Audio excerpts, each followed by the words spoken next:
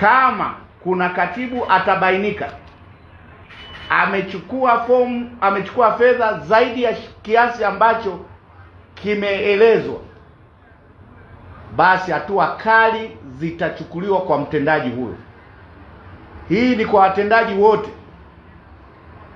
wa chama na jumuiya zote za chama. Msichukue fedha zaidi ya kiasi kilichoidhinishwa kwa kisingizio cha michango. Huu ni mchakato wa awali.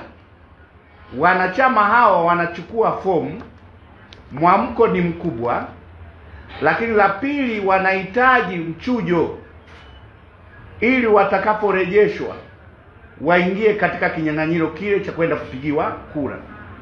Kwa hiyo tusitumie nafasi hii kwenda kuwaambia viwango tofauti na vilivyoidhinishwa kwa kisingizio kwamba kuimarisha shughuli za jumuiya au shughuli za chama.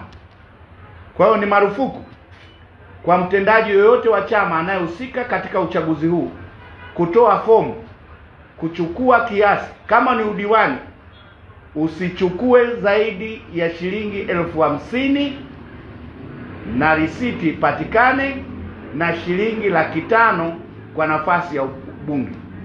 Kama kuna mwanachama yoyote ametozwa fedha zaidi ya hicho kiwango, arudi katika ofisi alipochukua fomu arejeshewe fedha yake.